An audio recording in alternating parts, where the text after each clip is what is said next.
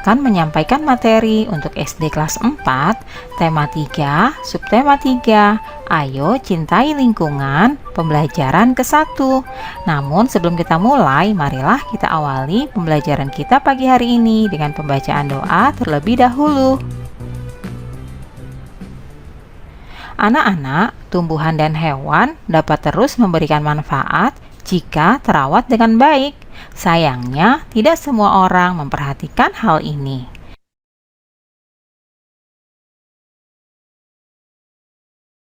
Silahkan kalian membaca wacana berikut ini ya. Perjalanan ke desa. Saat liburan, Dayu, Udin, Siti, Lani, Beni, dan Edo bersepeda menyusuri jalan di sekitar sekolah. Tanpa disadari, mereka sampai di daerah pedesaan. Pohon-pohon menjulang bagai deretan raksasa berjajar. Ada pohon mahoni, pohon asem, dan pohon mangga. Pemandangan yang sangat indah. Di ujung jalan mereka berjumpa seorang tua, Pak Jajak namanya. Ia mengumpulkan daun-daun kering ke dalam karung dan akan membawanya pulang. "Untuk apa daun-daun kering itu, Pak?" tanya Dayu. "Untuk pembuatan pupuk kompos. Ayo ikut Bapak ke kebun," jawab Pak Jajak. Pak Jajak mengajak Dayu dan teman-teman berkunjung ke kebunnya. Di sana, Pak Jajak memelihara berbagai hewan ternak seperti ayam, bebek, kambing, dan sapi. Ia juga memelihara kerbau untuk membajak sawah.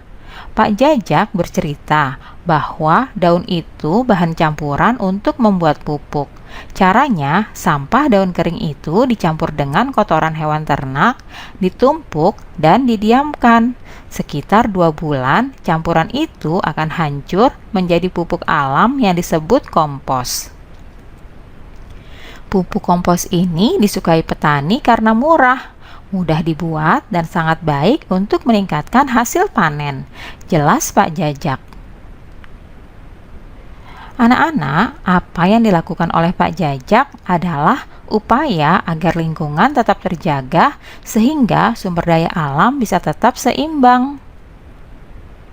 Kebun Pak Jajak subur, panen padi melimpah, hewan ternaknya sehat dan gemuk.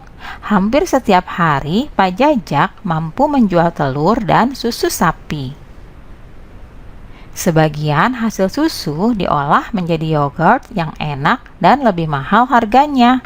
Semua keberhasilan itu adalah hasil kerja keras Pak Jajak merawat tumbuhan dan juga ternaknya. Nah, sekarang ayo amati gambar berikut ini ya. Berilah tanda centang pada gambar yang menunjukkan tanaman dan hewan yang terawat.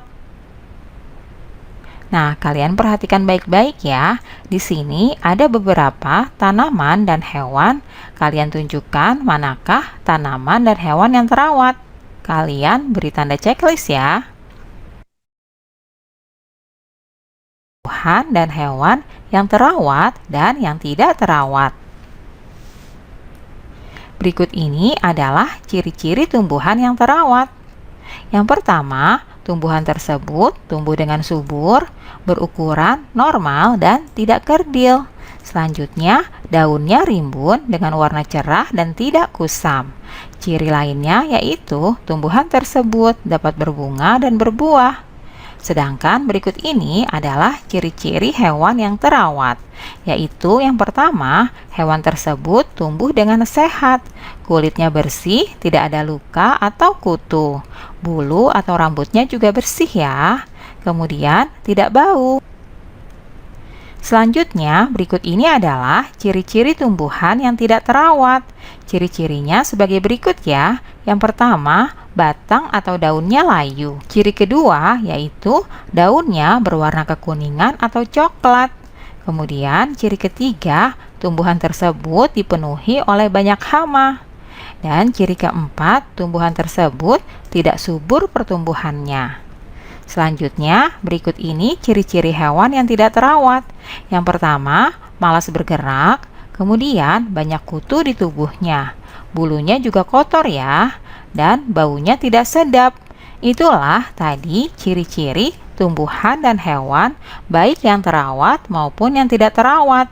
Kalian pastinya sudah bisa membedakannya, bukan? Anak-anak, bagaimana sikapmu jika menemukan tumbuhan dan hewan yang tidak terawat? Jika kita menemukan tumbuhan, anak-anak, sikap perbuatan di atas adalah salah satu cara peduli lingkungan yang harus senantiasa ditumbuhkan dan diterapkan dalam kehidupan sehari-hari.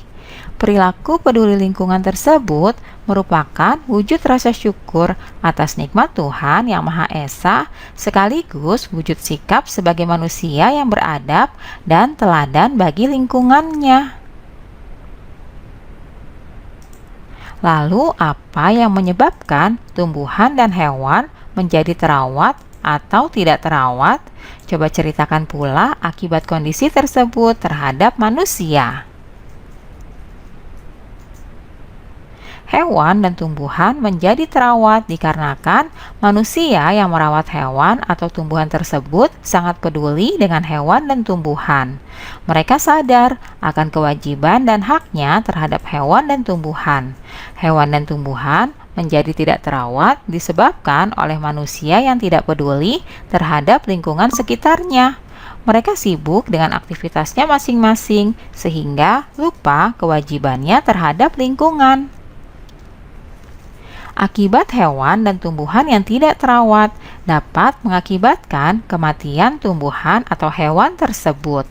Sehingga jika hewan dan tumbuhan tersebut banyak yang mati, maka lama-kelamaan akan mengakibatkan terganggunya keseimbangan ekosistem yang ada.